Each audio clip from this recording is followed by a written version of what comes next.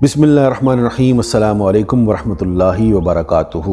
دوستو، جیسا کہ آپ جانتے ہیں کہ سوشل میڈیا پہ پیر حق خطیب صاحب کو لے کر کافی معاملات کھڑے ہو چکے ہیں، اور ان سب معاملات کے پیچھے ایک واحد بندہ سید اقرار الحسن صاحب، جنہوں نے پیر صاحب کو بے نقاب کرنے کی اپنی طرف سے جان کی بازی تک لگانے سے دریغ نہیں کیا۔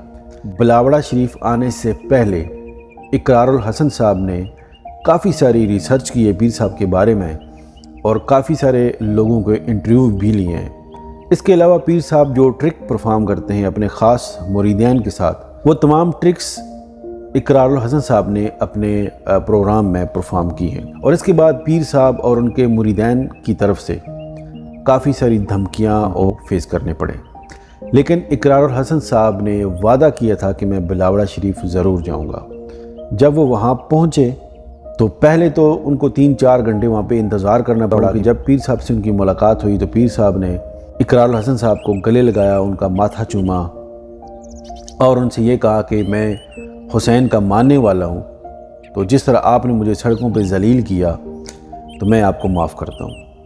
اس کے بعد جو سوالات کا سلسلہ شروع ہوا تو پھر پیر صاحب نے راہ فرار جو ہے وہ اختیار کرنی شروع کی آہستہ آہستہ، اور ختم نبوت کی آڑ میں پیر صاحب چھپنا شروع ہو گئے۔ اقرار الحسن صاحب کے مختصر سے سوال تھے جن میں آپ کو کچھ بتا بھی دیتا ہوں۔ انہوں نے کہا کہ آپ ختم نبوت کے حوالے سے کوئی قرآن کی آیت پڑھ کے بتائیں، اس کے علاوہ جو دم میں آپ کون سا کلام پڑھتے ہیں وہ آپ بتائیں، پڑھ کے بتائیں، اور جو آپ ٹرک پرفارم کرتے ہیں، ٹھیک ہے، نہ آپ کے بندے ہوں گے نہ میرے ہوں گے۔ آپ کو جن علماء کرام کے اوپر یقین ہے، 4 یا 5، ٹھیک ہے، آپ ان کو کہیں کہ وہ اپنے مریض لے کے آئے تو آپ ان کو دم کریں تاکہ ہمیں بھی یقین ہو کہ آپ واقعی جو ہیں اللہ کے ولی ہیں۔ لیکن پیر صاحب نے اس بات کو اگنور کر دیا اور وہ اس بات پہ ایگری نہیں ہوئے، اور اس میں کچھ عوام کا بھی قصور ہے اور قصور نہیں بھی ہے۔ مہنگائی اتنی زیادہ ہو چکی ہے کہ ہر بندہ یہی سوچتا ہے کہ جہاں سے کم پیسوں میں میرا کام ہو جائے مجھے وہاں پہ جانا چاہیے، اور لوگ یہ سوچ کے وہاں جاتے ہیں کہ شاید جو ہمارا علاج ہے وہ کم پیسوں میں ہو جائے گا، ہم ٹھیک ہو جائیں گے۔ لیکن شفا اللہ نے دینی ہے۔ اللہ تعالیٰ آپ کو کسی پتھر سے بھی شفا دے سکتا ہے، کسی انسان سے بھی دے سکتا ہے، اللہ اپنے ذکر سے بھی شفا دے سکتا ہے، وہ اللہ کی مرضی ہے۔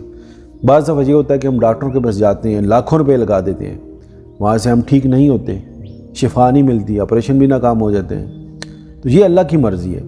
لیکن بظاہر جو آپ کو نظر آ رہا ہوتا ہے وہ حقیقت میں نہیں ہوتا۔ حدیث شریف میں ہے نا کہ جب دجال دنیا میں آئے گا نا تو اللہ تعالیٰ اس کو کچھ ایسے معجزے دے کے بھیجے گا جیسے اس کے ایک ہاتھ میں جنت ہوگی اور دوسرے ہاتھ میں جہنم ہوگی، اور حقیقت میں جو اس کے ہاتھ میں جنت ہوگی وہ جہنم ہوگی، کیونکہ جنت میں وہ ان لوگوں کو ڈالے گا جو دجال کو مانیں گے، اور دوسرے ہاتھ میں اس کے جہنم ہوگی، آگ ہوگی، تو وہ ان لوگوں کو اس آگ میں ڈالے گا جو اس کا انکار کریں گے۔ تو بظاہر جو جنت ہے وہ جہنم ہوگی اور جو جہنم ہوگی وہ جنت ہوگی۔ تو تمام دوستوں سے گزارش ہے کہ آپ اقرار الحسن صاحب کا پورا ساتھ دیں، اپنی آواز بلند کریں۔ ختم نبوت کا جو معاملہ ہے وہ ہر انسان کے لیے برابر ہے، جس نے کلمہ پڑھا ہے وہ ختم نبوت کا محافظ ہے۔ اللہ تعالیٰ ہم سب کا ایمان محفوظ رکھے، خدا تعالیٰ سب کو دین اور دنیا کی دولت سے نوازے، آمین۔ جزاکم اللہ خیر۔